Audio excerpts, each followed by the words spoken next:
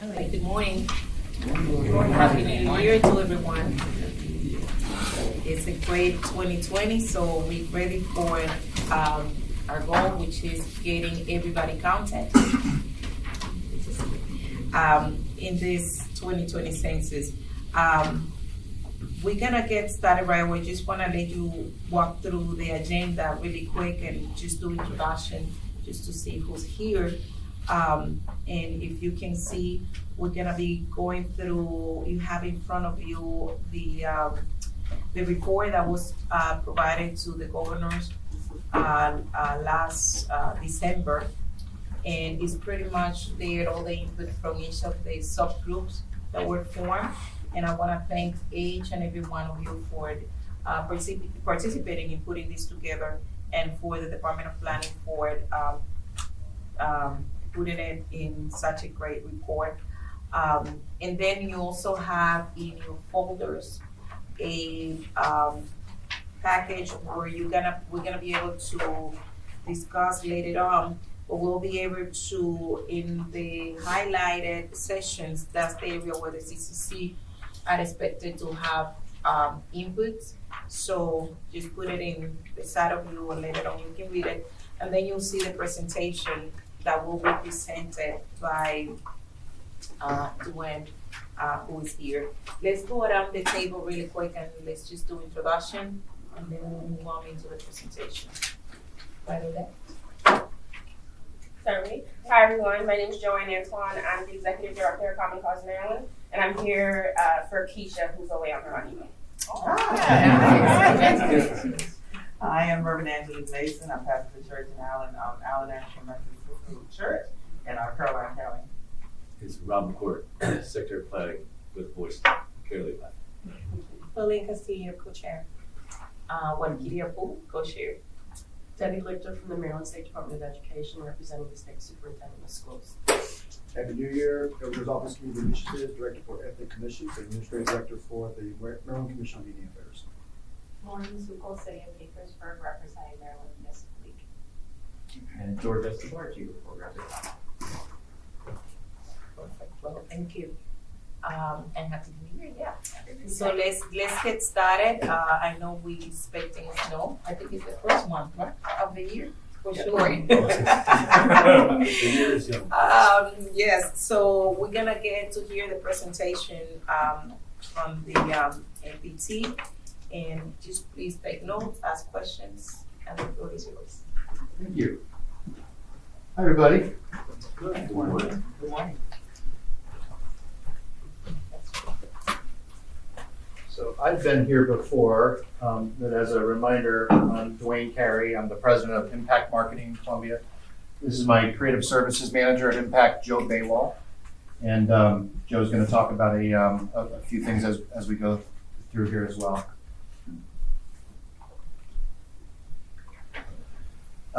Do you need me to adjust your audio's okay? Okay.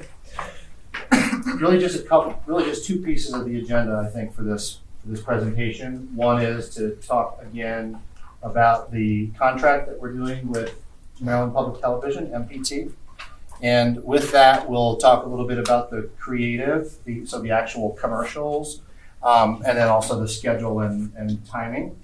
But then really, I think the biggest opportunity here, and what I'm more excited about, is I want to talk to you about how you can be a part, how the CCC can be a part of this contract, this buy that we're doing, this huge buy that we're doing through MPT, to both share in what we're doing on TV and radio, but then also these other two tactics are phenomenal ways to get a ton of impressions among our target markets of wrapping trains and buses in advertisements, and then also billboards. To touch on schedule a little bit,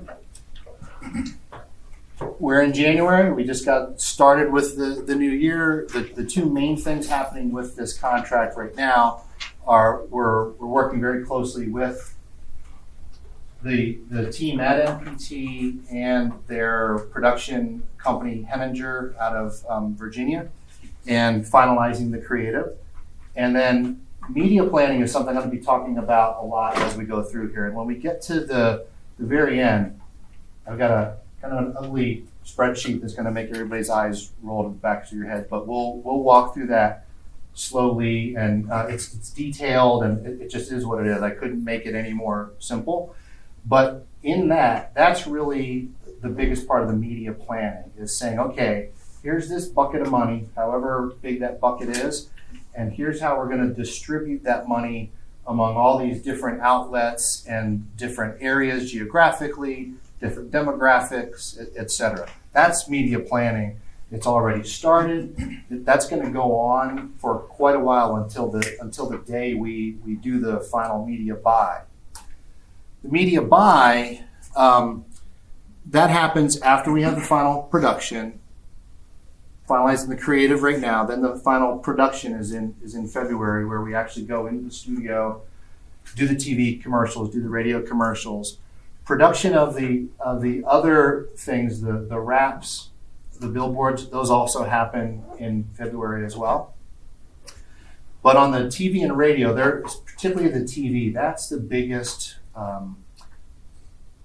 schedule critical path, because it takes a while to get it done well, and then the next step is you have to have that before you go and actually buy the media. The media outlets need to see the production piece that we have. And then we go into the final phase of buying. The buying actually is starting now, the research on it, but you don't actually make media buys until the last minute, because it's a competitive market. Prices go up and down, and you're judging availabilities and costs as you're doing all that. There's a fair amount of negotiation that happens at that phase too. A lot. Yes. Thank you, Joe. And then the most important part then is the mass media campaign. This is an 8-week compressed schedule of May 13th to May 1, and you all probably know that March 13th is the first day that people can actually respond to the census.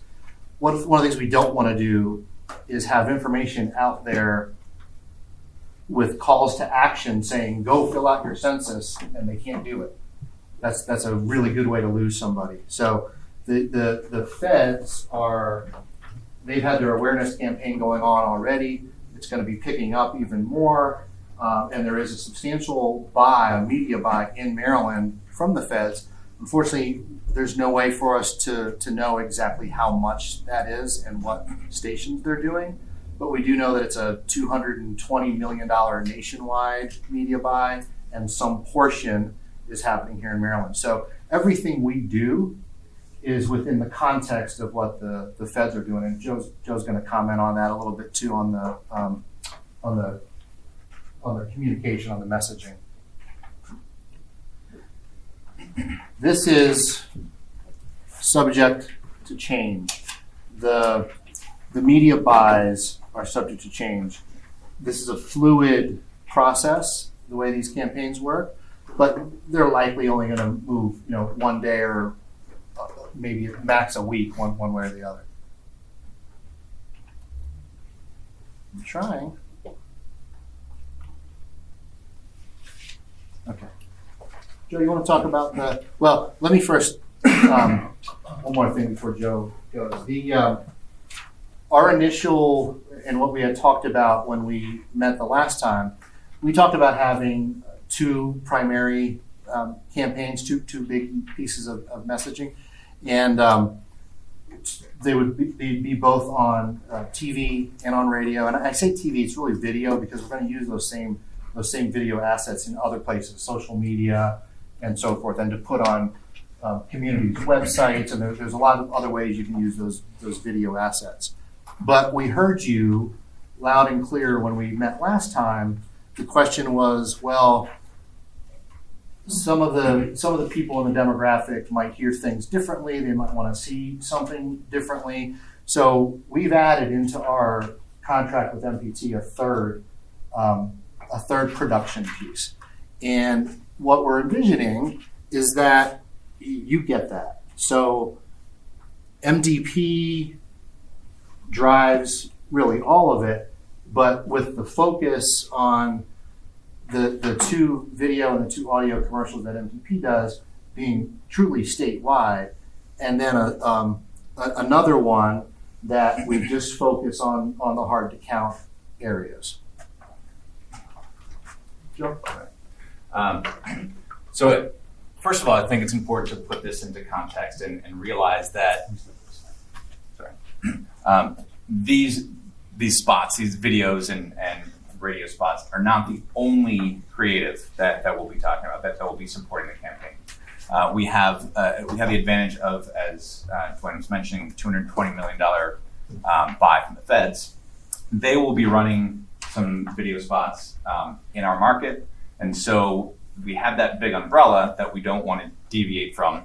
So we want to have some consistency there. We have tremendous opportunity to take advantage of that. And then it's kind of like a funnel that comes down. The broad messaging, then we can get even targeted a little bit with our spots. We'll be talking about Maryland specifically. And then also there are other things happening too. It's not just these. They're going to be the direct mail is happening. As Dwayne mentioned, the outdoor transit, various other tactics that are happening. But focusing on this right here, we've got the federal spots. I'm not sure if you've seen them. Their whole, I guess the end of them, the tagline is shape your future, start here. So we want to kind of maintain that consistency. So we'll be seeing that language. And then, so we have the two, let's call them Maryland general ads. And then we will have another one that starts to focus a little bit more targeted. Now, of course, in this medium, we can't target everybody and we can't say everything, especially because you have 30 seconds and TV to say everything. So keep that in mind as well. But from the formula, the sort of structure of the spots themselves, are going to be starting off with a problem statement. And at this point, we have the problem statement that we'll be talking about is that Maryland, the whole state of Maryland, lost out on $1 billion of federal funding the last census. And so we will have examples in various versions of these will show different examples. But instead of just saying there's this big pool of money, let's make it relevant. One example is school lunches is a program that is affected by that. And that's an emotion, it's a visual that can really appeal to emotions. You know, having a kid sitting there and not having food to eat is pretty powerful. So other examples like that will come into play. Then the solution is to actually participate in the census and make sure that you are counted so that your community can get the services they need. And then with the call to action, again, like I said, matching what the feds are doing and sharing that sort of that consistency. Now, one important point with this too, as I mentioned, we've got 30 seconds in a TV spot. We can't talk about all the different ways that people can reach out. So we are still maintaining consistency with the federal messaging, but we are driving people to 2020census.gov. That there are other opportunities, like a direct mail, for instance, for people to get the phone number where they don't have to worry about writing it down, and other calls to action that will come into play. In addition to all this will be supported by grassroots efforts that you'll be doing as well.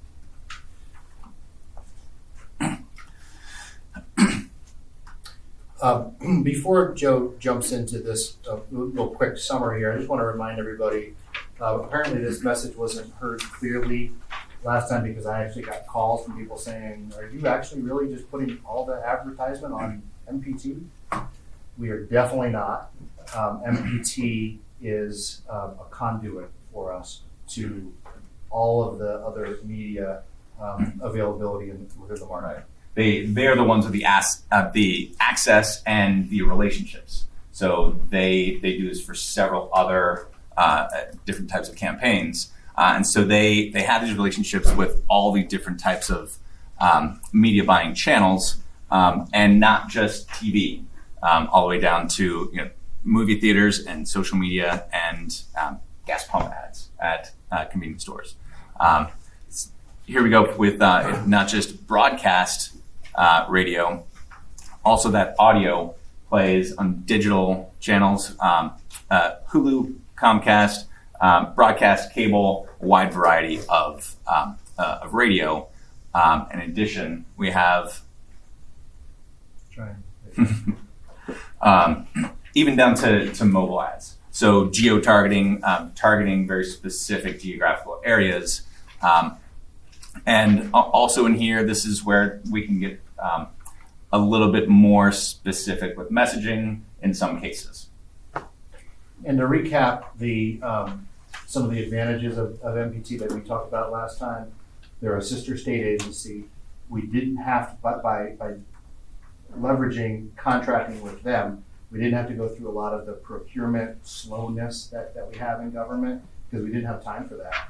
But the great thing is they're really good at this. And yeah, they have all the relationships with other outlets. So does every other marketing agency in the market. But the access for us as a state agency being smooth and simple and quick and easy it's just truly a win-win. And as you might imagine, being MPT and so many of the campaigns they've worked on, they have a lot of experience with marketing directly to the hard-to-count demographics. So I want to talk a little bit about some of the details on some of these other options that we're really very excited about, because the amount of eyeballs that we get to access with some of these things, they're not necessarily the same people who are seeing the video, hearing the radio, but one of the big things it does is it adds frequency. You'll hear us marketing people talk all the time about reach and frequency. Reach is the number of people we hit, and frequency is how often we hit them. And so we've gone through some pretty substantial calculations of lots of different iterations of the budgeting numbers, but all of them take into account what are our gross ratings points and what are our target rating points and so forth. So all this in the weeds stuff that you don't even know about, but just so you know that it's happening, there is a mathematical approach to this marketing stuff.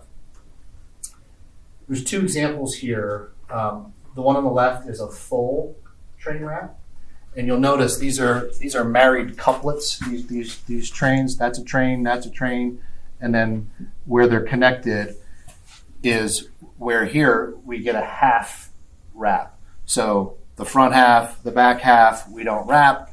We just wrap the center half.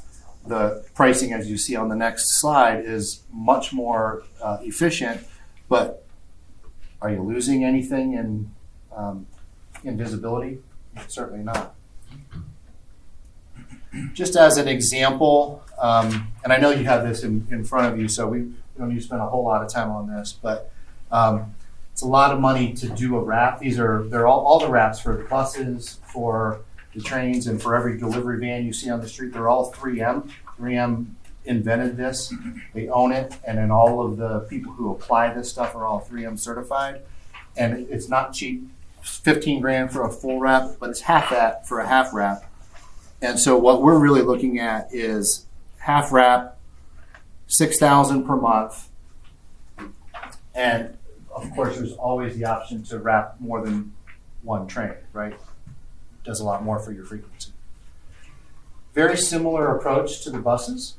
On the left is a full wrap. We really don't have much interest in doing a full wrap. What you see in all of these pictures is always the driver's side, because that's where you have the most real estate. On the passenger side, that's where you have all the doors. Those can't be obscured with messages. In Baltimore, there's a regulation. There's not in the other jurisdictions, but there's a regulation that you can only cover a certain percentage of the windows because the law enforcement wants to be able to see in if there's an emergency, and it can obscure otherwise. So I would call your attention to the Ultra Super King. Gotta love the name. It's a terrible ad on this example that actually says hero, and it's just a terrible ad. But basically, between the wheelbase is where you have it, and then up to the very top. So that's our available real estate. And then back to our frequency discussion. These are cheap, and you can do a whole bunch of them. Just bring it all up here so you can see it. So again, the little tail one is only $100 to put one together, and then $450 per month per bus. But then the Ultra Super King, $1,200 to install, and then $950 a month to put out there. And again, with frequency, you want to have multiple buses doing this. You don't want to just blow it all on one bus with one big full wrap. You want to have multiple. Just want to comment quickly on this example with the numbers here is for Baltimore, but then we also have the RTA that gets us into Prince George's, and then Montgomery's is called Ride On, and that really covers our three areas that are the hardest to count. And so there's a lot we can do there. Similarly, billboards. We love digital because A, as you'll see in the next slide, there's no production cost. We can change it as much as we want. C, when we're talking about this model that we mentioned about the creative of, here's the problem, we lost $1 billion. Here's an example, school lunches, emergency preparedness, healthcare, Medicare, Medicaid. Here's what you can do about it. You can fill out your census, and then here's the call to action. You can run through those. These run every 8 seconds. There's a new one. So you don't have to buy just one ad in a given minute. You could have 2. You could have 3, and with rotating in those different messages. So you're really kind of hitting people. And if they're sitting in traffic and they see 2 or 3 messages at a time, that's very powerful. This is what's called, obviously it's a billboard, right? But in billboard vernacular, this is a poster. And then there's also bulletins are the really big ones that you often see. We're not recommending, just again for budget purposes, we're not recommending the big bulletins, but these are cheaper and you can get so much frequency out of this. You can just blanket areas as such. So one other point about posters versus bulletins. Bulletins tend to be, they're larger, they tend to be near highways. So on 95, that's where you see that's where most of the inventory is for the bulletins. Posters tend to be a lot more prevalent within neighborhoods in the city. That's a great point. So that previous, this is Pulaski Highway, 97,000 weekly impressions. So an impression is each time anyone sees it. So some of that 97,000 might be repeat. I commute there every day, 5 days a week. So right there is 10 of mine or 5 of my impressions going that way. Okay. But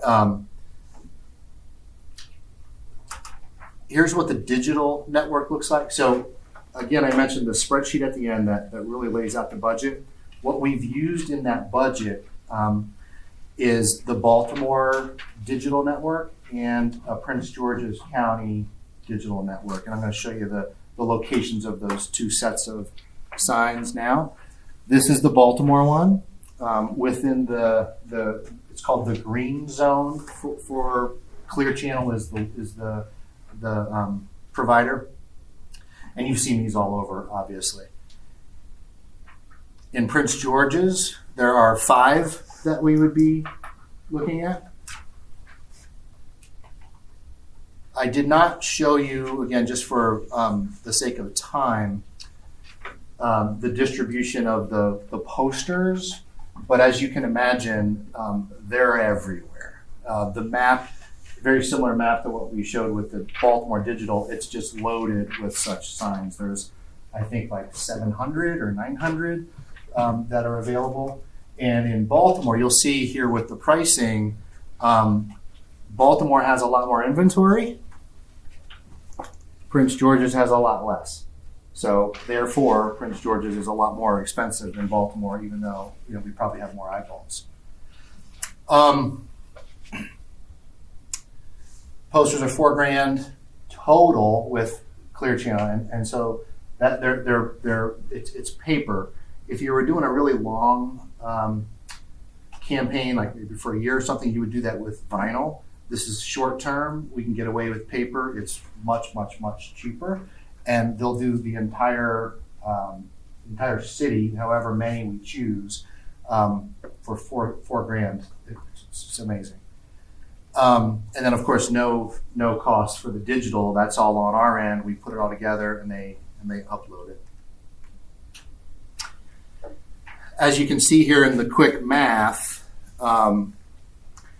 this is, I just assumed 20 posters, 20 billboards in Baltimore at this rate for the 18,000. All of these numbers are just to familiarize you with the scale, the order of magnitude of what this is.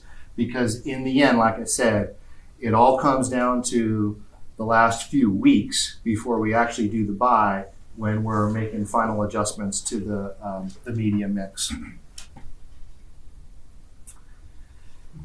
This is I think this is really the last one until we get into the meat of this spreadsheet. MPT has some talented people, and we asked them for a longer form video that could be used in various ways. Again, to be put on websites, to help in training, to help convince people, for example, that this is safe, that their information is safe. And they came up, this was not us at all, they came up with these 3, I don't know if you can read it, but I guess it's printed, right? Yeah. Just 3 really good creative ideas of how to bring this to different components of our hard-to-count demographics. And these are 3 examples of one video. Yes, so there will be just one video, but then we're suggesting that you guys can kind of own this. That this can be one of the things that we put in the CCC bucket, and with your input. And by the way, I didn't fully introduce Joe. I'll have him do that as we talk a little bit more. But the concept here is that as we have for you this video, the video commercial, the audio commercial that Joe is for you. So I'm handling all the MDP side. Joe handles everything on your side and is available to you to answer all these questions about this technical stuff and so forth, and to really kind of be your point person. So he would work with you on understanding a little more deeply what are your goals, how would you like to utilize this longer form video, which could be up to 5 minutes, but 3 minutes might be better. Whatever the true ultimate objective is, these talented people at MPT are interested in getting into that. Anything else before I get to the spreadsheet? Just to the point of how I'd be working with you, I think one of the things that we would need to do is prioritize audience or audiences, which specific segments. Like I said before, we can't target very or super broad mix of micro-targeted audiences, but again, prioritizing which ones we want to go after, and then the messaging as well. Talking about, especially when it comes to the examples in that formula, there are different ways that we can interject some specificity in appropriate to what you're doing within the overall model, so it is seamless and it doesn't look to anybody that there's 2 entities coming from. We need to be singing from the same hymnal for sure. Okay, now if you don't mind, I think we'll have plenty of time to really pour into this, but if you could just for a couple minutes keep your eyes up here and let me just walk you through some of these columns. This is the first proposal that we got from MPT was at this 1.35 million amount. The next two are, if we break that down to split your budget that I understand is $450 with ours, and a lot of this is that it's simply, this column has 2/3 of whatever this cost is. This column has 1/3, so it's 2/3 of the price to the MDP budget, 1/3 to the CCC budget. Does that make sense? And then they're not all that way, because in some of these cases, I thought it might actually behoove you when you go back home to have some things in your bucket rather than in our bucket. And so I moved the HBCU buy over to you, and then, like we said, the long form video moved over to you.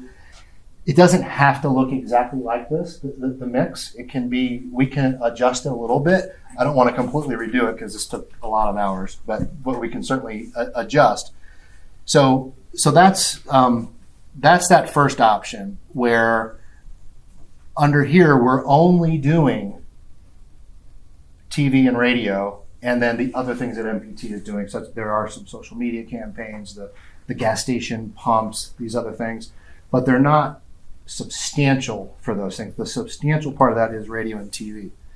These two options reduce a little bit the total amount that's going to MPT, so that we can put more into the wraps and the billboards, so we can really get those eyeballs way up.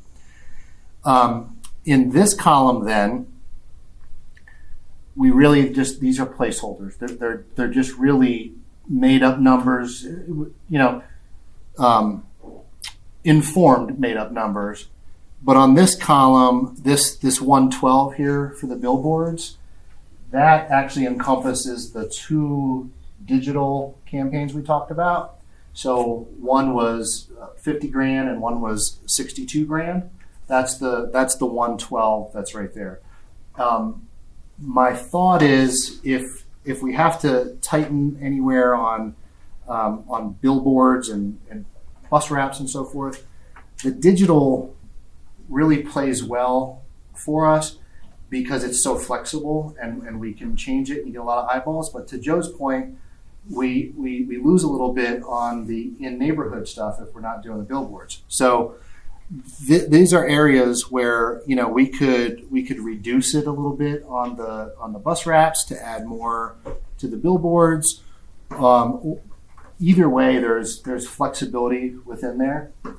The proposals that we have in hand from so the way all this works with the train wraps and the billboards, it's really just one company that you're dealing with. So with the billboards, it's Clear Channel Outdoor. There are other billboard providers, but Clear Channel has by far the most inventory, and they're the biggest player in the market.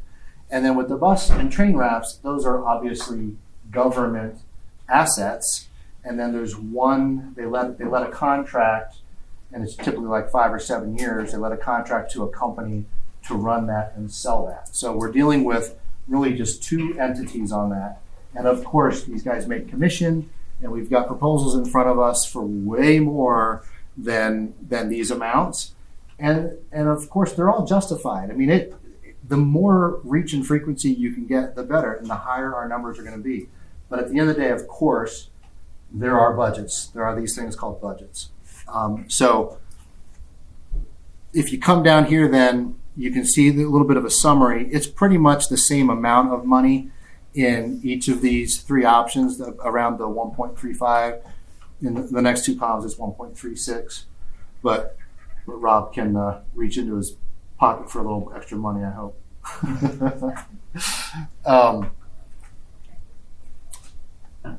That's it. That's the overview. So I'm sure you have a ton of questions, and if you want to go into any of these in a little more detail, we can talk about them, or you can discuss however you want to.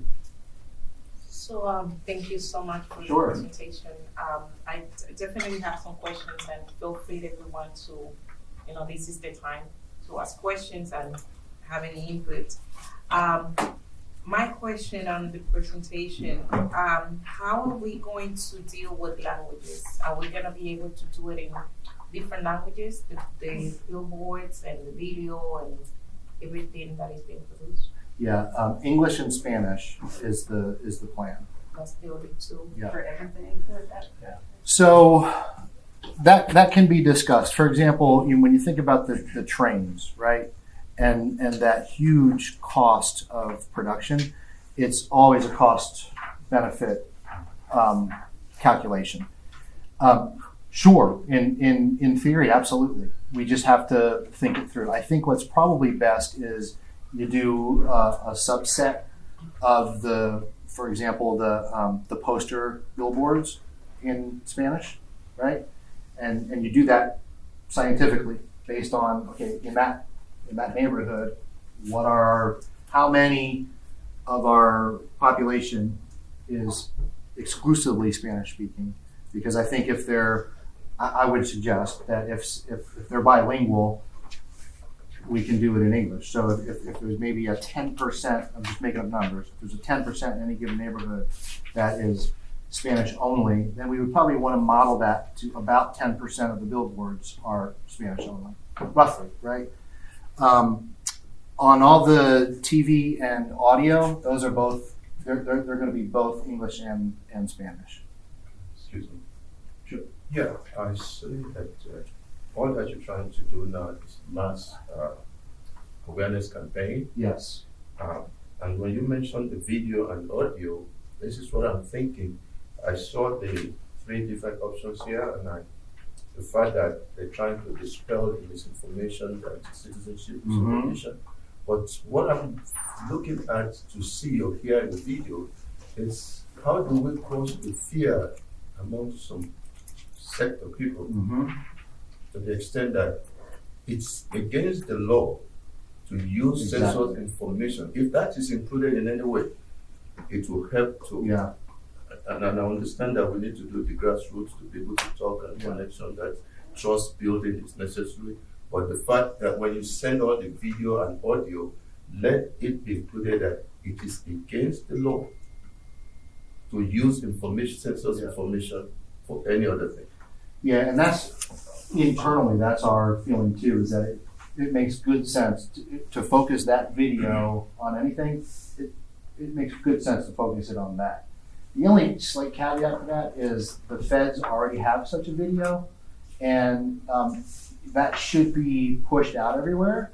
But there's a lot to be said for making it Maryland's version of that. Especially the hard to count area. And the reason why it's hard to count is that a lot of people are afraid to come out. Right. No question. Okay, so if there's something to give them the peace and confidence, assurance that, okay, we can do this without anything coming back to us. And this was part of our answer to, because there's no question, MDP's mission task here is mass communication. It's not to be, in one neighborhood or another. So how can we help contribute to in one neighborhood or another? It's by producing something like this that then everybody can use and put in front. So, I mean, I like it. It's obviously it's a decision for everybody, but I think you make a strong point. I think, Thank you. I think you mentioned this a little bit. I'm actually having a little bit of difficulty understanding. So I understand you're trying to do the English and the video and the audio in English and Spanish. MPT is going to be the primary broadcaster, but can you explain a little bit how you're diversifying the different broadcast entities that this is going to go out to? I mean, I love MPT, but it's also it also serves like a specific demographic. So how do you diversify? Thank you so much for asking. So let me be very, very clear. MPT is not the primary broadcast outlet for this message. In fact, it is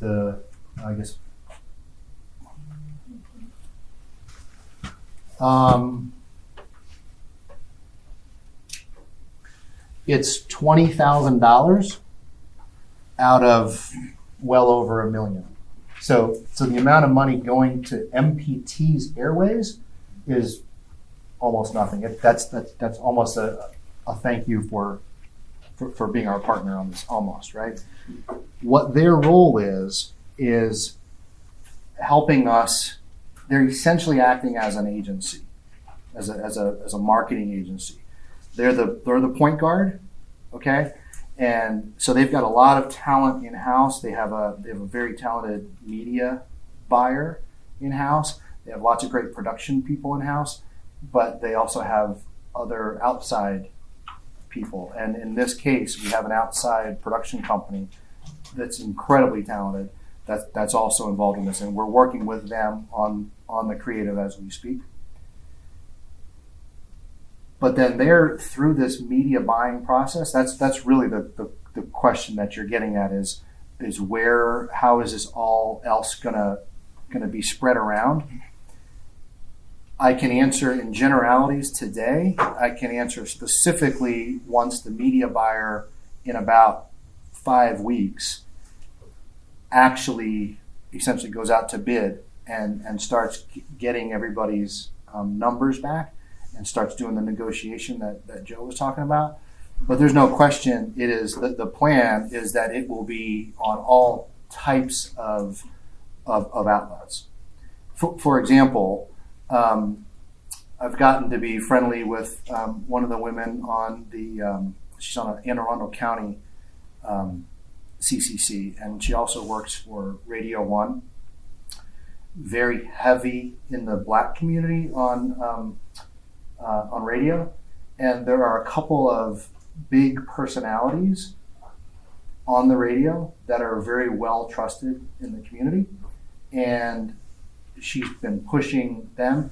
We're putting all of that in front of the media buyer. The media buyer certainly already is aware of all this, but without question, a portion of these dollars need to go there. So in addition to these audio and video commercials that we're talking about, there's also things called live reads, where this radio personality is talking to his listenership.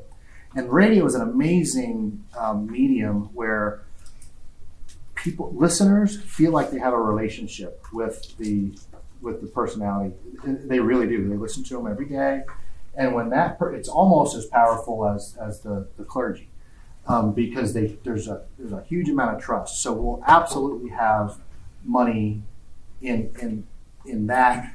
Telemundo, for example, as well as CNN, and it's all about the mix. And when you get to the end of it, and this is the iterative process of the media buying and the media planning, is at the very end, you're constantly measuring what you're doing against a model that fits the demographics. So when we look at the demographics in Maryland, our final media buy is going to match the demographics in Maryland. To take it one step further, this is where we're coming with this idea of, okay, let's take, we've got the two that we originally planned, let's do another one, and let's allow you to skew that even further. So that third one that you kind of own is not statewide and everywhere. We're going to skew that so it's not matching the demographics of the state. It's matching the demographics of primarily 3 jurisdictions that are largely hard to count. So that's how this is going to work. It's definitely not everything's going on MPT. It's a very small amount is. So if I understand this right, so as Department of Planning contracts with Impact Media, and we give Impact Media a series of deliverables and asks in terms of the mix that we want. They work with NPT, will be the lead in liaising with all the different media to come up with that package, and then we get our campaign from there. Is that essentially how the relationship works? Sort of. We're in charge of all of them. So I am MDP. I'm personally the consultant to MDP to help run all this. So we do all this all the time as an agency, but everybody's spread thin these days, and so MPT is doing the bulk of the dealing with RFPs from this radio station and that TV station and that social media provider. There's a ton of moving pieces, and so our contract, our MDP contract with MPT, is to pay them this amount of money to do all these things, which include media buys, and there's a commission essentially on that too that they get. That's how the industry works, but it's lower than what the broader industry does, which is great. That's again where I'm saying it's really a win-win-win. And the biggest thing with them is the timeliness of being able to hit our incredibly demanding schedules that we're giving them. What's the timeline or the estimated timeline when you think this? Let's say we'll get a better idea of what the mix looks like in terms of the media buys and all the different entities involved, and the campaign itself. Mm-hmm. About a month and a half. Now. Mm-hmm. Yeah. So again, remember the campaigns pretty much all go live right around the same time, around that March 13th. Because again, we don't want to wrap a bus or a train to tell people to do something if they can't do it yet. So, but we want to know what's happening before that. You are absolutely. Well, so awareness, we're not doing awareness. The feds are doing awareness. We can't do it all.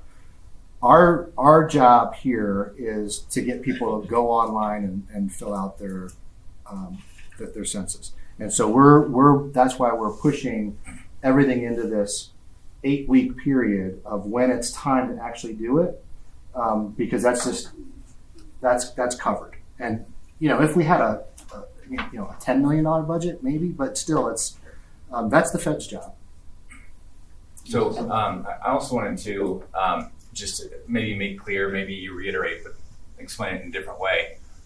There are two different ways that your input will affect what we and MPT are doing. One is on the creative, third spot, the specific messaging there. The other part is in the media buy. So in the media buy, it's specific to the first two videos, at least. Who needs to fill out the census, right? Statewide, everybody 18 plus. So they are targeting 18 plus with the two spots in rotation. Now, some of that 18 plus is going to cover some of the hard to count populations, but then as kind of a subset of that media buy, again, there will be overlap, and over here is a smaller portion where that's the other part we need feedback from you to define in terms of demographics, in terms of age, race, gender, et cetera, maybe income.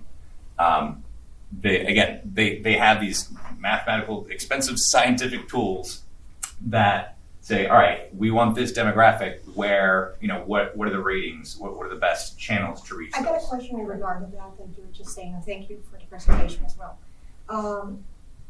Based on what you're saying, I imagine you guys have placed this, taking care of that numbers, right? So you're able to show us a campaign. I'm sorry to hear. We have what taking care of that number? Like demographic, population, hard to count communities. For us to be able to get into this budget, I imagine we were able to get and sit down and strategize into a campaign that is going to be running, instead of us getting the numbers and then trying to figure out how we're going to use them. Yeah, we want that. We want the input from you. So if you're on board with this, we want to work, and that's the whole point of saying, look, I can't afford to have Joe spend a lot of time on this, but you're going to get him because that's what MDP said. And they your wanted. area of expertise that you guys are bringing to us, what specifically is about? What is our area of expertise? Yeah, no, what exactly you're bringing us?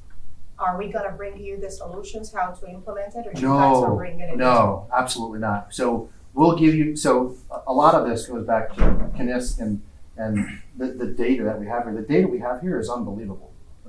It's really unbelievable. And that data is going to inform everywhere we need to be demographically. We already see that in the heart of county areas, it's Prince George's, Baltimore City, and parts of Montgomery. So we already know in general, and hence the the billboards and the buses and where those will be geographically. But then to narrow that down a bit, absolutely, we'll put in front of you, here are options, what do you think about this?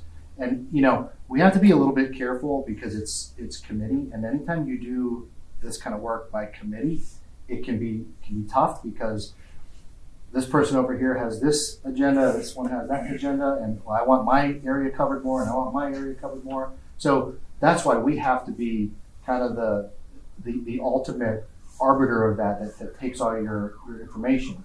But it's absolutely meant to be collaborative. That was the word on my first slide. Because I think all of us here have the same commitment.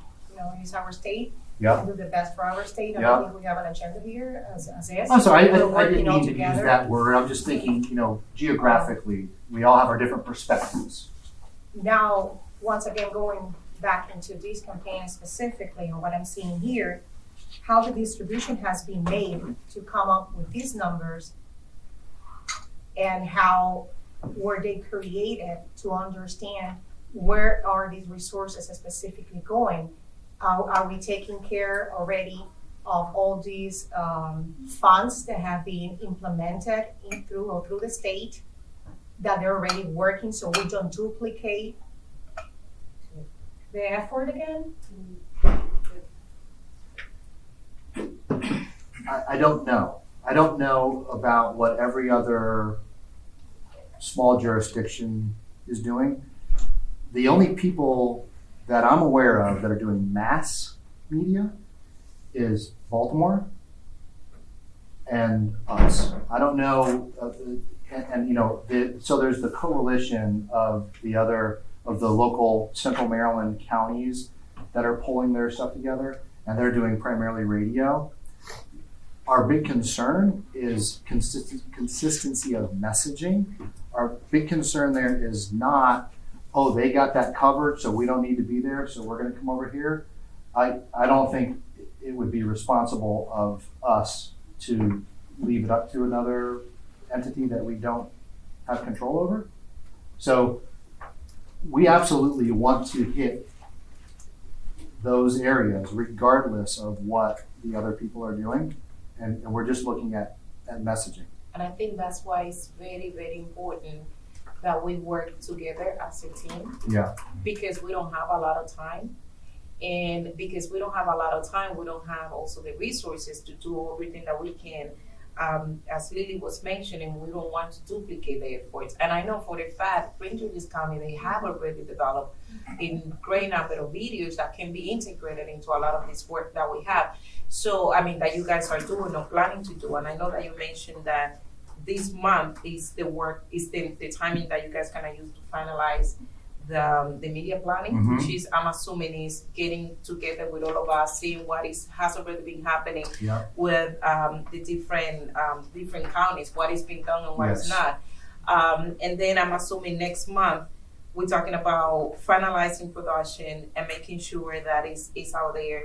I'm concerned about the fact that a lot of these effort is more associated with action, taking action, which is kind of like in March, and by then it's going to be a little bit too late. And we need to do more awareness. Like Pastor John was mentioning, fear. That's huge. And I noticed that in a lot of the billboards and digital messages that you guys will be putting, you guys will bring, I believe you mentioned the idea of the school lunches versus the action that is filled out the census. But again, the issue that has been happening with this in the past is that there's fear. If we don't target that, they know that if they don't do the census, that's gonna have consequence. However, they need to know that is okay, that is safe. And I think part of the message has to be associated with that. They gotta see, the school lunches is they gotta say it's safe. It has to be connected. The message cannot go one way or the other. Otherwise, we're gonna continue to do the same mistake that happened 20 years. For 2 decades. And so we don't want to have the same results. And that's why we're here, because we already know what doesn't work, and we want to make sure that it works. The other thing that I'm concerned is we need to have people who the community can relate to. We don't want to see videos that doesn't really identify or connect with the people that we're serving. We need to have Latino leaders, we need to have African Americans, we need to have Africans, we need to have Asians. They need to see their faces, Native Americans. If we just continue to produce something that maybe the Fed has already created, we just know that we're gonna have the same results because they've done it for many, many years. So as a committee, one of the things that we wanna see happening is, as we create this, we need to be involved. We wanna see these faces, we wanna see diversity, we wanna make sure that we really targeting the community that needs to be targeted to see the results that we expect. We completely agree. So let me just address the 2 points. The latter first, we completely agree. That's why we wanna add the third video, and which is with total input from you, the third audio, total input from you, and then also the up to 5-minute video that I talked about. That should absolutely be focused on that. The other thing we can do with the, I guess it's really your first point, is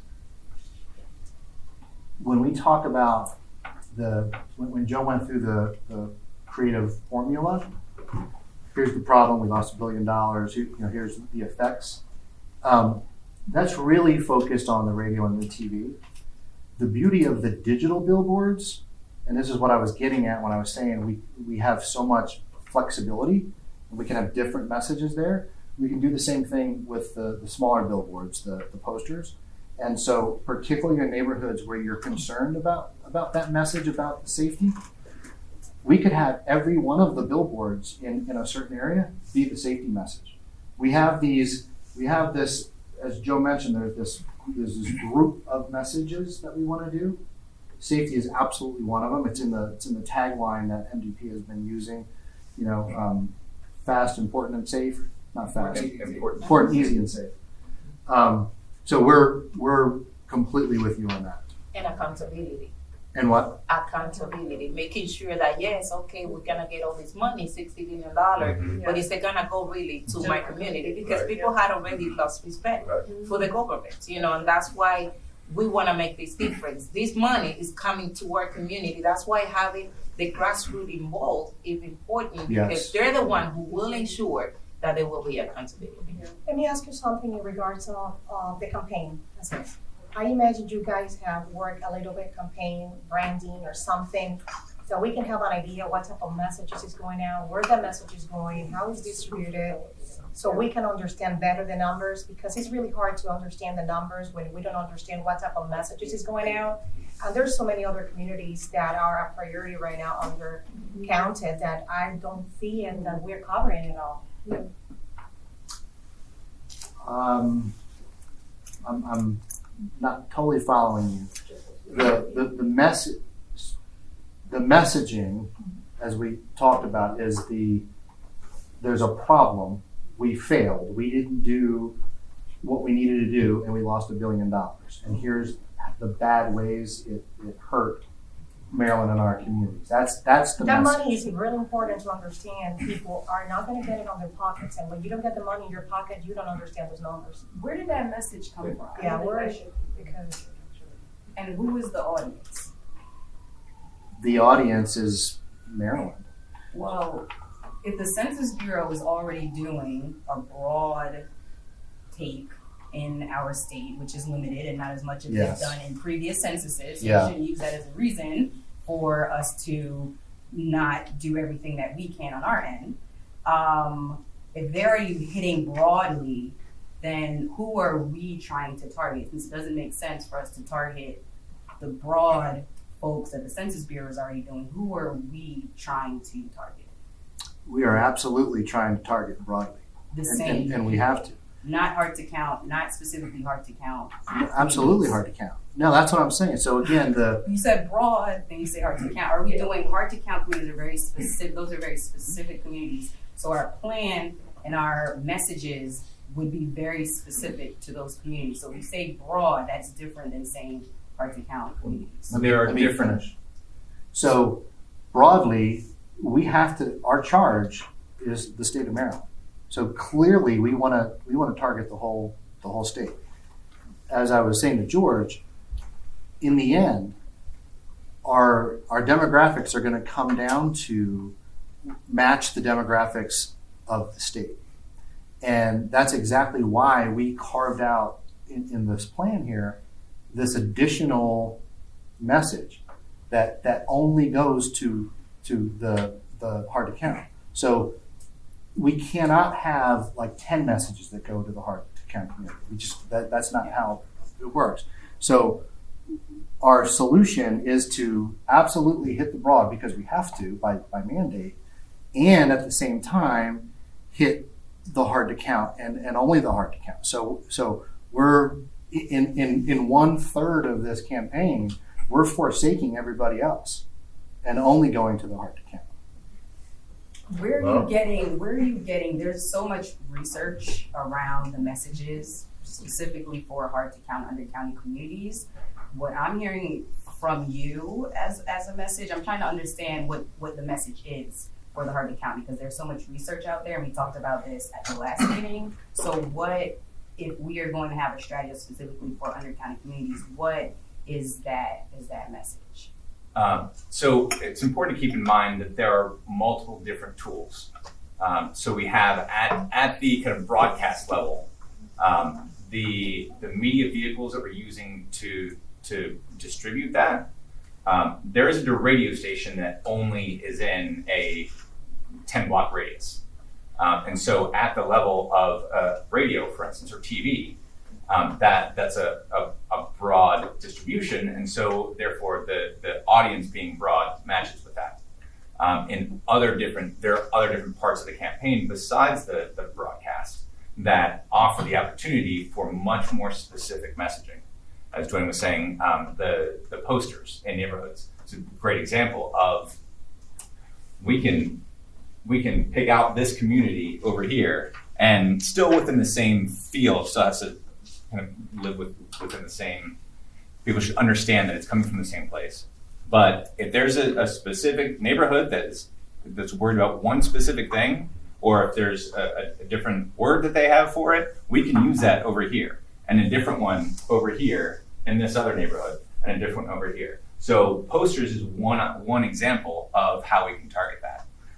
There are other examples too with and I think the point, Delegate, to Lily's point, is that third message, that's yet to be developed. That's why it's everybody at the table and working through it. If there are certain things that you're concerned about, we would love to hear it. Okay. One of the main things that I want to try to understand, so I'm sorry if I'm still not understanding, that when we send a message, it needs to be consistent, it needs to be clear, it needs to be acceptable by everybody. Yep. What is the main message we're sending here? When I see a TV show, a radio spot, a flyer, a banner, digital, or anything, what specific word we're going to be looking for? Yeah. Marylanders lose if you don't fill out your census. That's the overriding message. We'll never say those words in any of the communications, but the overriding message is our money goes elsewhere if we don't fill out the census. Yes, SAFE is part of it. Yes, EASY is part of it. Yes, all these little examples of school lunches or Medicare, that's all part of it. But in the world of marketing and messaging, you can't get into the weeds with listing multiple of those. You have to hit it on a broader, and it's a very smart question, because that is a problem. The consistency thing is a problem, and we're worried about that with the whole shape your future message from the census. What is that, right? I mean, that's not a strong message, but we're incorporating it. Most likely, it's in the draft. We're incorporating it into our our tagline at the end, our call to action, shape your future, fill out your census, just to bring that consistency. Because if you get confusing, then you've lost people. But It has to also, be super short and simple. and I know you have a comment, I just wanna follow up. I wanna make sure that people don't get the message that all we get is about the money. Here we are, these government people trying to use us to get money. And so if we do that, if we try to translate that into the message to people, we're gonna lose them.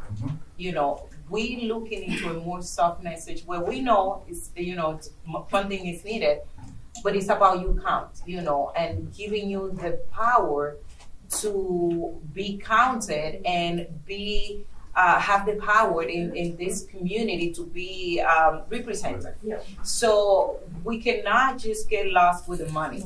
I know, and that's why we are community people, and we represent the community. We know what the community are thinking, and when we see one of you talking about, trying to paint it like it's nice, but at the end of the day, we know it's all about using me to get money. And then at the end of the day, you're just gonna get the money, do what you gotta do, and forget about us. That's what we get from the community. That's exactly what we say. Are we talking about all kind, African American, all kind of Latino community? That's what they get. So we need to be strategic, because if we're gonna invest all this money and just putting a billboard, a video, and just creating that and not having the real message behind, we're gonna lose money, time, purpose, and everything. And I don't think any of us is here to do that. And so one of my goal because we have such a short amount of time, we really need to work together on this. Department of Planning, and I appreciate that, and the team, and secretary, we need to be working together, because if we are here, it's because we want to make this happen, and we need to be working as a team. And I feel right now we all working in different spots, different directions, and we need to just put our head together, our expertise together, and our team together to really make this happen, because at the end of the day, we all have the same outcome that we want to see happening. And last, again, going back to having people that look like the community that we're serving, they have to be the one projecting these messages. We have already put together a plan that was given to the governor. So we need to think about the faith-based community, which is one of the groups that we're targeting, the business community, and of course the hard to count. So how are we gonna be targeting or integrating these two subgroups into this main marketing project? It has to be integrated, speaking to all of those subgroups that will be targeting here in this report. Otherwise, it just become another report that is not really connected to this kind of work that is needed. I think I'm in agreement with that. Be empowered, get counted. That's a little bit, that's like a slogan, and that's not big. Now, and when we put this out, is it possible to see the video or the audio before it's finalized? So we know exactly how things are there, how it's being integrated. And then once these things goes out, is it possible to link it to a website where more things are kind of so Absolutely. that they can link it there, they will see how it will help to bring money to you, how it will help to get you empowered, even so that you are relevant as an individual, and then how it connects to different local representatives. I see that during the election, you will see a presidential candidate walk straight into the Latino community, sit with them and talk. It's like the communities, and you walk to the black neighborhood and talk to them. So he's trying to be all over the place to be the full representation. So this we need to see as well, and to be able to link to a place where all these are really broken down, but then be empowered, get counted, and so we move away from money, which is seriously a really big part, but then we settle with, just like the co-chair was saying, totally in agreement, but we need to dispel the fear, crush the fear, because unlike any other census, this is one of the most important ones, because we've had voices from high power places saying citizenship and all that. So it's already generated a lot of fear among people, and so we need to do more to really crush this fear. Madam Chair, if I could offer a suggestion to the group. In reference to the media, again, only 30 seconds, the Maryland Commission on Indian Affairs, along with the other ethnic commissions, utilizing the imagery and the visual aspect of the video, we'd love to be able to help you out on that and provide you with that and working with the different communities all over the state of Maryland. And that way, instead of wondering what imagery or what type of visual is in place, that we have an active hand in that. So my suggestion, whether it be by a motion or just a suggestion taken and utilized, is to utilize the Governor's Office of Community Initiatives to be to be assistance in that area. Again, the visual, not necessarily in reference to the wording, but definitely the visuals. So having pictures or video of our ethnic commissioners engaging each other. That way, it's not exclusion of certain ethnicities, but it's inclusion of all ethnicities of the state of Maryland. So I would love to assist the committee and I've been waiting all of that. So just because it's what can we do? What can we do? That's a suggestion that we can this is where the conversation starts. The conversation will continue, and that's what Dwayne was talking about, me being a resource for you. So I do want to make sure that not only we hear your voices. Part of my job is making sure that the things that you have to say are being implemented in the larger plan in the right ways, that we do have the right messages targeted in the right ways, and as much as possible incorporating messages and visuals and that sort of thing into that third spot without, and this is an important caveat, without that third spot being completely different than anything else. So finding that balance at that level is important. So, please. I actually think that's a great idea. Just flagging how I know that there isn't, let's say, a Caribbean commission. So just finding ways to get more representative group there, I think would be great. But sorry to drag y'all on again, but I'm still trying to understand MPT's strategy, right? So why is it that if there are two media or large scale videos being developed, that those videos aren't targeting the hard to count communities and also being shared with everyone else? Because on a national level, it does seem like the focus is on hard to count communities, and if we're assuming that other parts of Maryland, if they have the right education, if the local CCCs are doing outreach, that these people are more likely to opt in.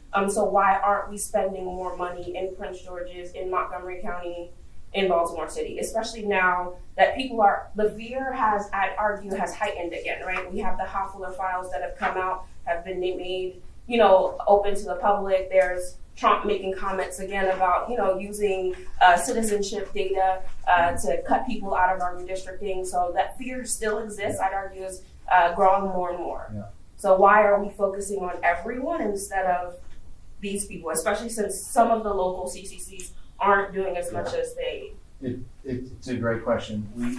We really are. When I say we're focusing on the whole state, the vast amount of the money will be spent in Central Maryland, where A, most of the people are, and B, where most of the hard to count people are. There are hard to count on the two ends of the state as well.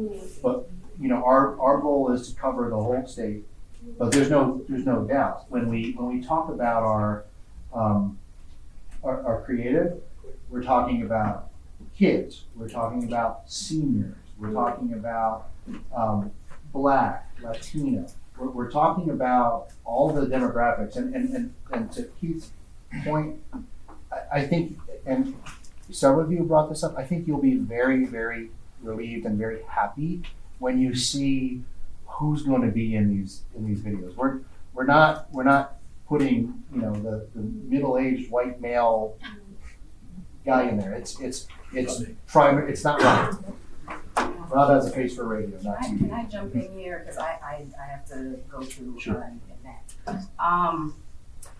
So I think that I hope that you hear that the repeated commentary around the message, particularly from the people in this room who are ingrained and work specifically with the undercounted communities. So where are you getting your input and your expertise around that outreach and that message around hard to count communities? And I think it needs to be from this group. So I would like to recommend that since we are starting to finalize, since we're starting to finalize the plan, perhaps we should start some weekly calls that is specific to this plan. The decision making isn't just happening in the 30 days between our meetings, but that there's a constant feedback loop around particularly the message with and the plan and implementing the plan around undercounted communities. So I think we need to have like weekly media conversations where you all are sharing where you are and getting our input. Is that something that we can do? The second thing is, and this might be a question for Mr. Secretary, with the potential other contract, so taking this, but another contract that is potentially going to happen with Maryland Department of Planning, that's on the agenda tomorrow with the Board of Public Works. I understand that there might be a plan to amend State Highway Administration's marketing, their contract and their services. How does this relate to the State Highway Administration item that's on the BPW agenda? And if we're using all the money for this, what is the plan around this other contract and how do they relate, since there's potentially approval tomorrow of another contract? The approval is for the approval would be for our ability to access the state highway contract, and the original intent of that was to be able to get marketing expertise to the CCC. That was the original intent of that contract.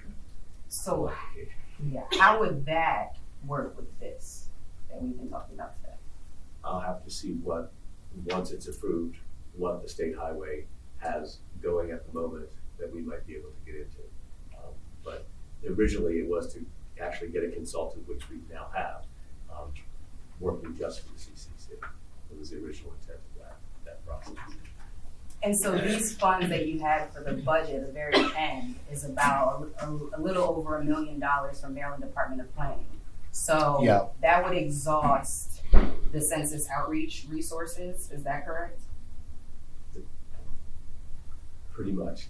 Pretty much. Yes. So if there's a contract on the agenda tomorrow, there won't be any more funds for planning to fund another marketing contract.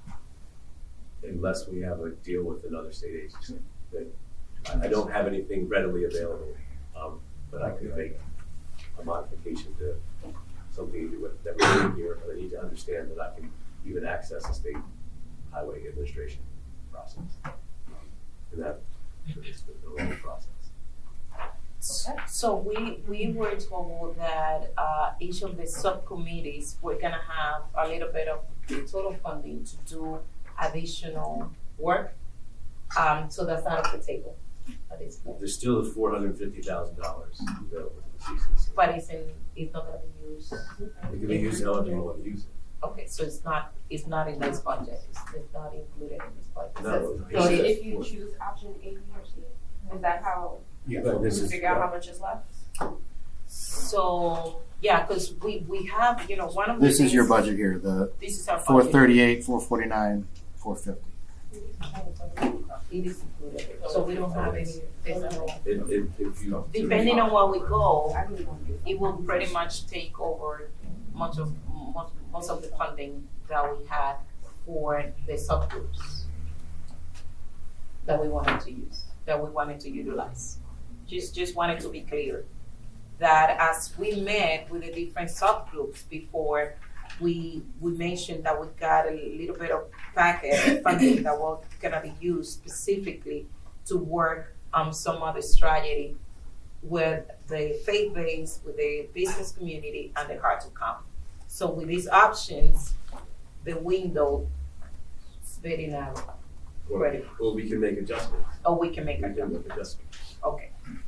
For and I appreciate Delegate Wilkins, for your comments, and we'll make it happen. Okay. Thank you, I appreciate it. Can we have the governor involved in this campaign and media to have at least his face in one of this? Yeah, I don't think it'll be in this, It but can there's be. no question he will be doing PSAs and he'll be out there, I'm sure. Right? We need to have. You know, that's a separate piece. Okay. Yeah. It doesn't cost us money. Right. To get him. To have him, he's not a talent I have to pay, so to speak. He's not, I can It's have, free. It's free No. service. that process is easier for me to deal with. And I'm thinking, as we speak, is having the county execs with the governors to do this message, because it will show unity that is okay, and I'm pretty much working Prince George's County, so we can have also groups and work with the governor. I know it's gonna be free from both, to get them out there, but just to use some of the, major outlet for the community to see them together. So can I just comment on that for a second, just so everybody understands the different terminology? So everything we're talking about here is paid commercials. Mhm. Then there are also public service announcements, PSAs.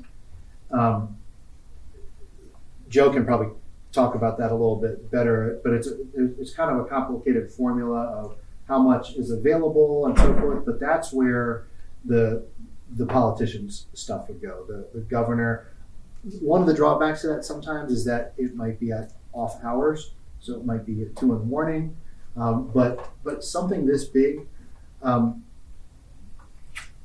in so many areas of advertising and marketing and especially media relations, there's supposedly this big wall between advertising and editorial, right? So the writer at the New York Times isn't being influenced by the fact that this company is advertising with the New York Times, right? So that's how it's supposed to be. But the reality is, when we're buying TV spots from all these, TV stations, for example, and radio stations, and we say, boy, I sure hope there's going to be a few PSAs available for the governor to speak about the census. It's probably going to be available. So that's a PSA. It's free. We don't pay a penny But you for it. help us coordinate that. But we can help. Yeah. Absolutely. That's what I meant.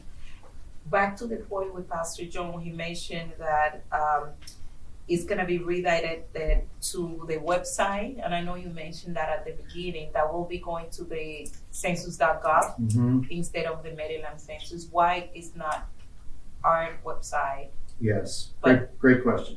So there's two parts to that answer. The first is, I just want to reiterate, Joe already said it, but there are 3 ways to fill out the census: by mail, by phone, by internet. We cannot junk up the message with giving them all 3 options, and that's why if you're going to pick one, clearly it's the web, right? So that's that first part. The second part is there are rules within marketing of limiting the number of clicks till somebody has to do something. And anything in the web world is anything more than 3 clicks to take an action, you're done. You'll lose people.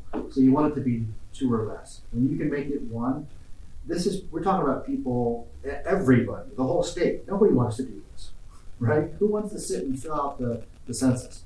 So we need to make it as easy as we can for them, and simple and quick. So there's the website, census2020.gov, 2020census.gov. And they go there, they fill it out, and they're done. If we drive them to the state landing page first, state web page, they might never make that second click. The other part of your question about whatever PT produces for us becomes ours, and we can put it on our website. We can make it available. Yeah, and let me, I'll come to you in just one second. I want to comment, Pastor John, to that point. I wanted to mention that absolutely all of that stuff we're going to make is available to use by all of our partners, all the jurisdictions. Everybody can use it.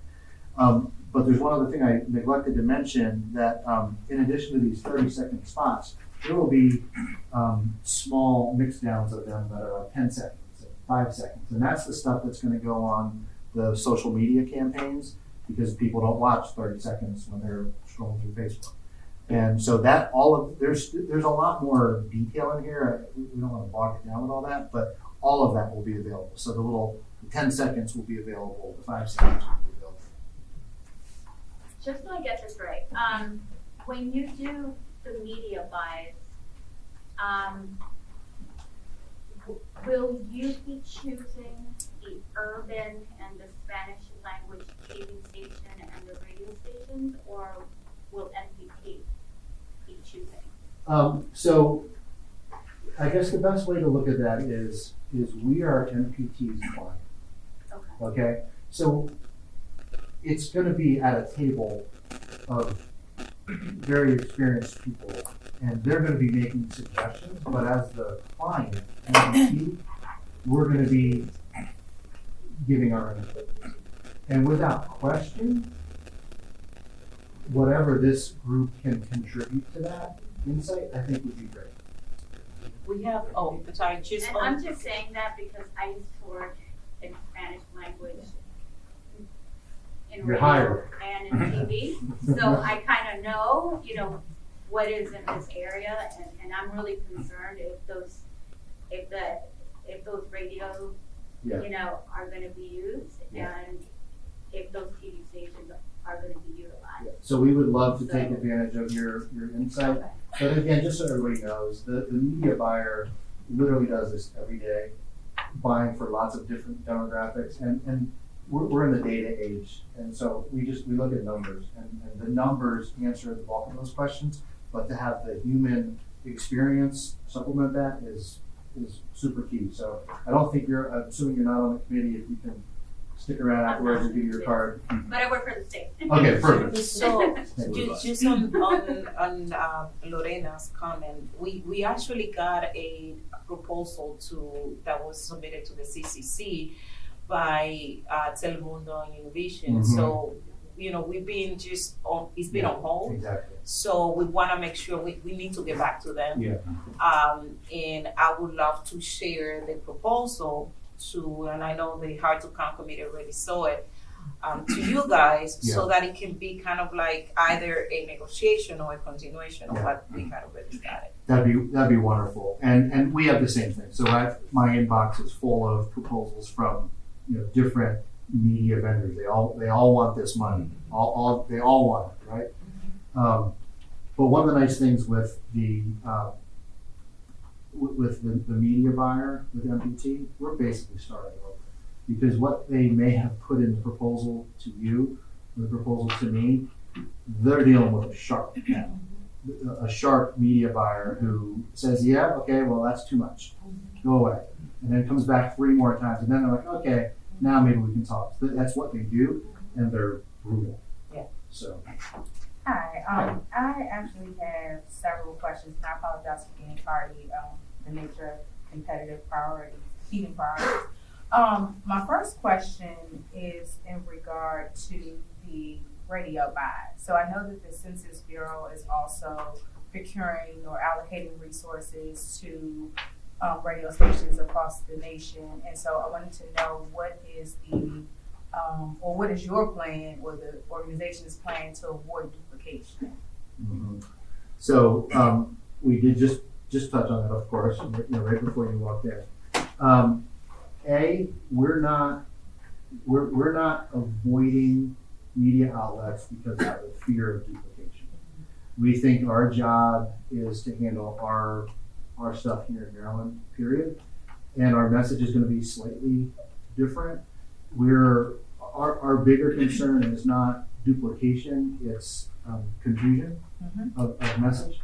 So we're trying to walk a fine line of incorporating an element or two from the Fed's messaging into ours, so there's some consistency that when people see it. The biggest part of the consistency is going to be the web address, 2020census.gov. But duplication, we look at that as that's just more frequency. It's just more. Yeah. Right. And to your point, as far as having consistent messaging, so I represent Baltimore County, and in our particular region, we partnered with the other jurisdictions within Baltimore County, and so We are actually in the process of working with media, well, specifically radio, to develop content, and having that consistent message, Yes. to your point, is extremely critical. And so, when will the state's message be available so that we can incorporate that into what Yeah. we're doing? And I'm totally blanking on her name. Is it Liddy? Liddy? The woman from the Anne Arundel, just, Sharon. no. Um, The woman Linda. from Radio One, who's Oh, Linda. Lynn Lee. Linda, I knew yes. Lindy was right. So we've been in contact because obviously she's in the industry, so she contacted me right away. And we've been talking about sharing the messaging and making sure we're consistent. This messaging it's starting now. We have a, do you have a printout? She does. Yeah. So, Of the presentation. yeah, and we can talk about it a little bit afterwards too, but we went through there's a general message formula that we've developed. And so we can share that formula right now, but then the bulk of that messaging is happening in late January, early February, because we're not going live with any of this until March 13th. Okay. So it's sort of a, think about it, sort of like an outline. If formula may not be the most clear word, but a structure of the spots. The criteria. So basically, a need, an example, a solution, a call to action. And who's responsible for the development of the content? So there's a You are a part of that. yeah. So there's a team. Okay, so we'll have an opportunity Yep. to review. Okay, Yep. and one other question I had, I was just looking at the list of, I guess, avenues. I don't see the MVA listed, and I think we may have touched on that at last month's call.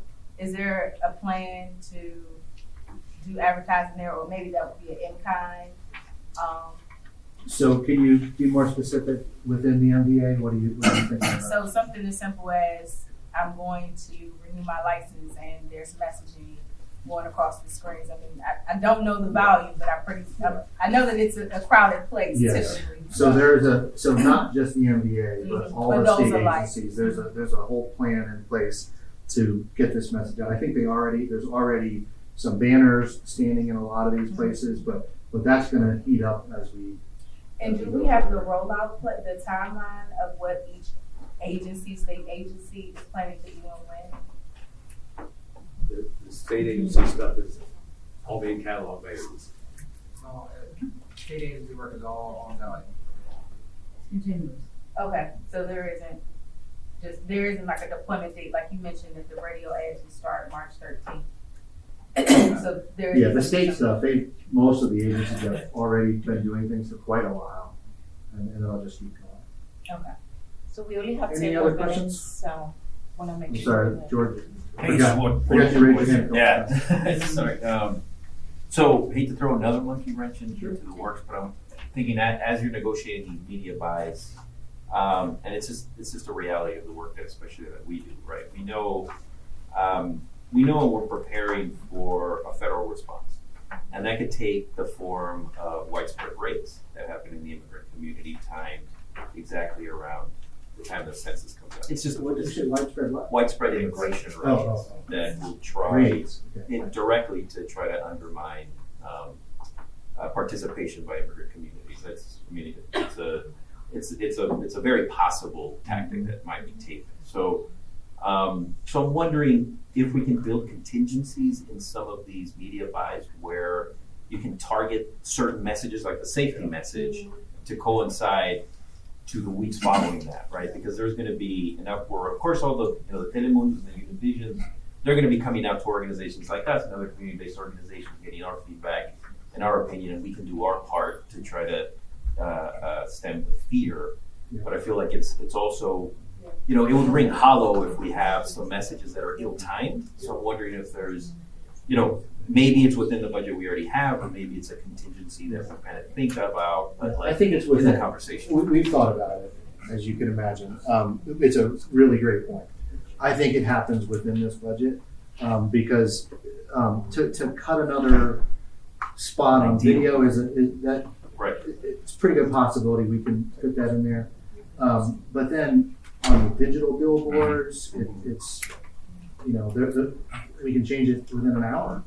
Right? That's the beauty of that stuff. As long as you retain some ability to kind of Exactly. time the rollout. And of course, radio is a big part. So that's the other thing. I mean, in the event of a real disaster, we can always pull down some of our TV money at the end to pull up radio, which is going to be much more responsive and flexible. So that's the stuff that keeps you up at night, but there's contingencies built in. You're thinking about that. Okay, great. I think, sorry, just one quick point. I think it's important to keep in mind is that we're here at this point so that you can inform what's going on right now. So from a messaging standpoint and from a media buying standpoint, we can, if you give us your prioritized input, we can incorporate that into the things that are either going on right now or haven't even started yet. And that's an important point. So all the specific messages about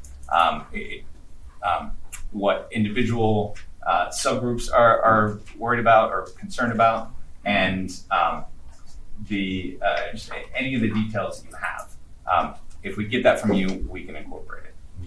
I have a quick question. I know this isn't media related. Are materials being developed, like a palm card, for example? I know that local CCs, some have them, but I know, for example, there are a number of nonprofits that have asked us before, or they've reached out to Keisha and asked, you know, are there materials that they can take and use on a statewide level? The League of Women Voters, for example, being one. You know, a lot of us are able to develop them, but we don't have the funding, you know, to print. But if we could go somewhere and pick them up, we'd happily disseminate them. We don't have it planned in any of our stuff, and I'll just give you a little quick example from our world. We've gotten so far away in marketing and communications these days from the printed stuff because people just toss it, and they very disrespectfully toss it. You know, you put something in someone's hand and they'll just leave it, they'll just drop it. But even during GOTC, right? Yeah. So as we get closer to, Yeah. you know, having a large batch that's printed that we could quickly give to the churches, drop off at MDA for people that are coming in, give to the local municipal CCCs that might not have their own resources. And I think that's exactly where my point was with the budget, because we wanted to keep a window of funding to do that. We want to, and I think Lily, that's what she was referring to. We want to make sure that whatever people are seeing out there with whatever has going to be produced has to be. We need to have the physical materials as well to bring it. We still have some old school people. They don't. I mean, I you know, we don't watch. You know, everybody watch TV or you know. And so, this is actually one of the points. One, we want to go back to the budget and making sure that we got a window to target the hard to count business community and the faith-based community, so that it can be integrated with the same messaging that has been developed. Also, the other thing that I wanted to bring up as well is that we need to do these follow-up calls that Delegate Wilkins was saying, because this is where it's going to help us to really make sure that we all in target, and each of the input is actually, you know, our input is into the work that you guys doing. So instead of having to come back next month with another presentation, that we can actually have an action taken and that inputs are integrated into this. Yeah. So that's what we want to. I wanted to, because you guys are there, I would like to know, and given that majority of us are here, if we can maybe schedule weekly calls, maybe Tuesdays. I know today is Tuesday. I'm just suggesting Tuesdays because it's the day that we have today, kind of like the same timing, around 10. And I know Adam is here. As you know, Audrey is no longer with us, so Adam is the one who's going to be taking care of that. Yes, we can Right. actually. Okay. You want to set up Tuesday, Tuesday 10 o'clock. Tuesday 10 o'clock. We can figure out how to get a conference call scheduled. And to develop a conference call. Will that work with everybody? 10 o'clock is a good timing. And if you cannot come, We wanted to do it weekly until the production get done. After that, it's gonna be on their hand and just they're gonna be developing. But I think this month is essential because if we don't have our input into that, they won't be able to develop what we need to develop. So we'll use this month to continue to do the weekly meeting. Will that work?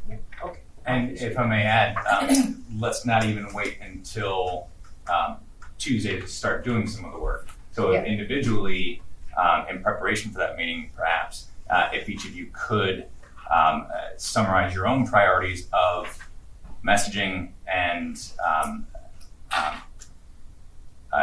target audiences and any other resources you have, Keith, like the footage you mentioned, and that sort of thing.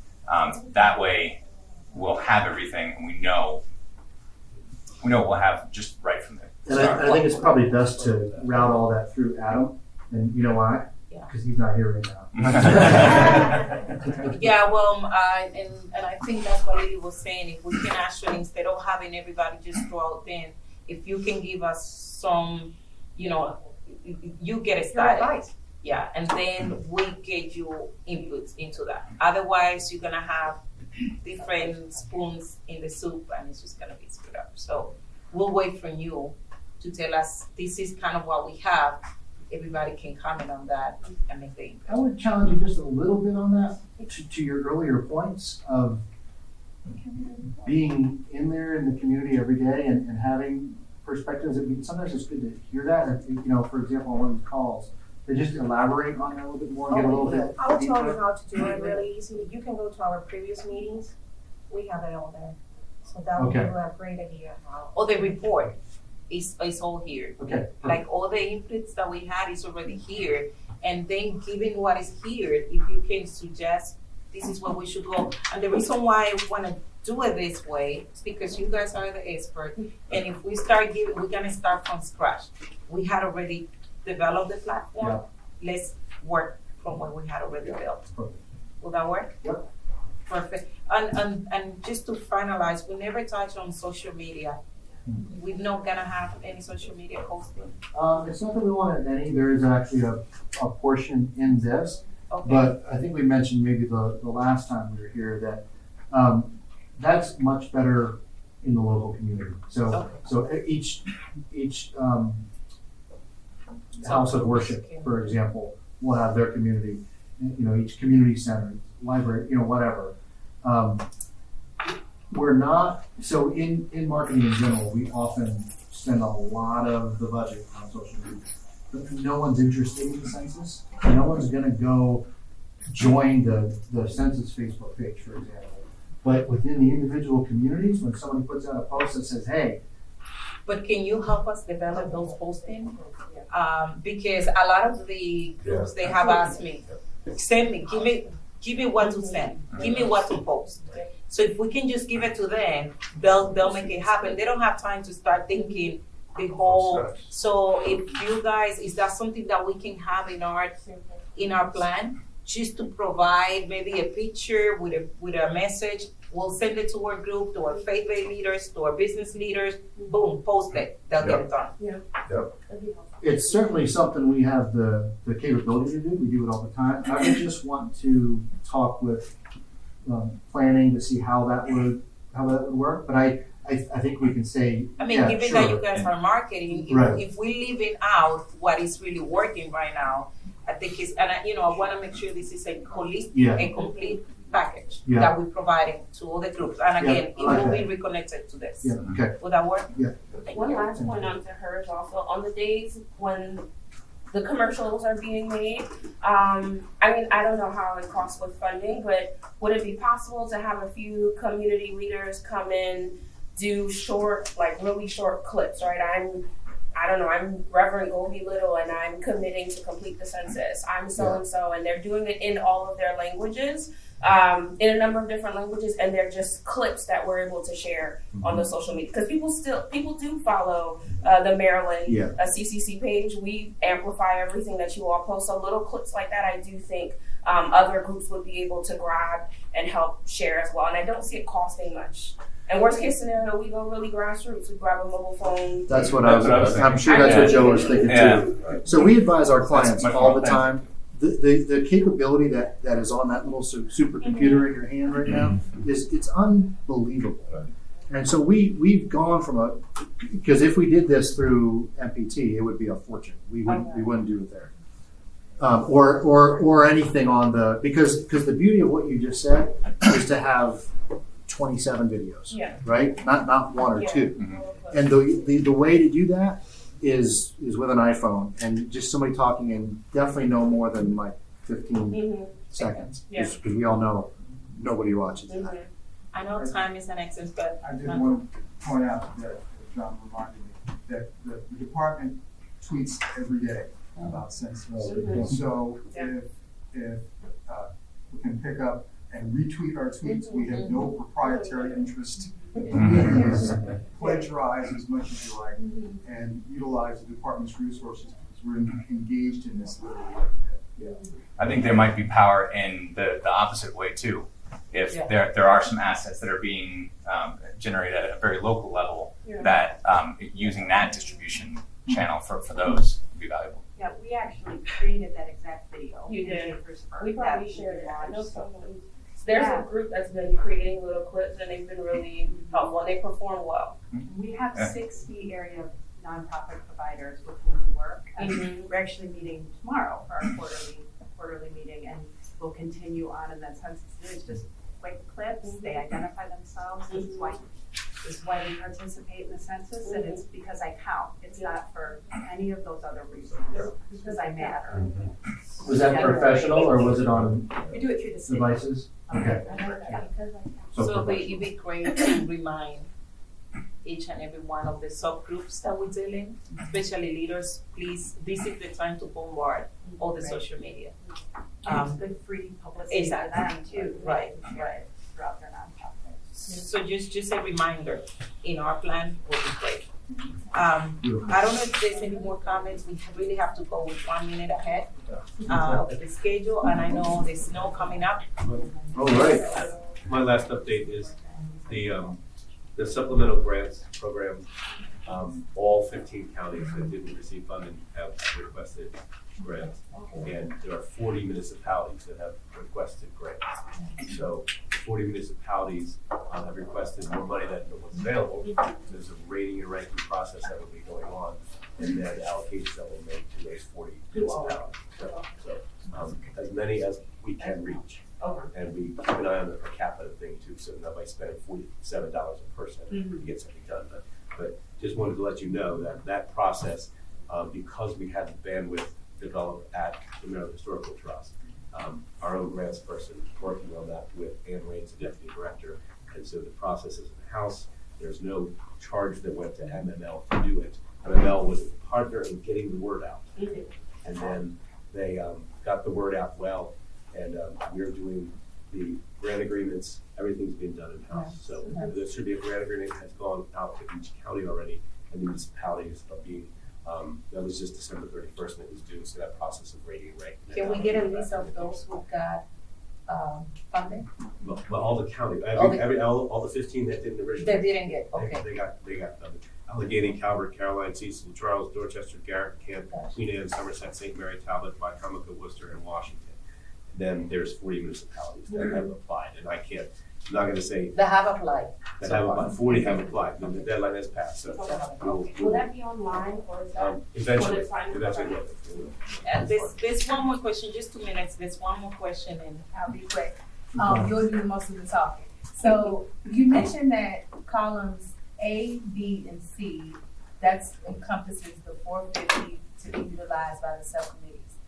The subset columns, could you explain those? The subset columns. 1.3 million. These down here? No,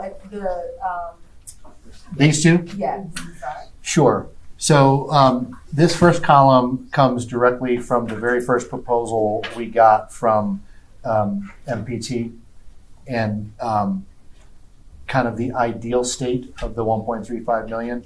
I think the number that we actually have available for them is 1.15.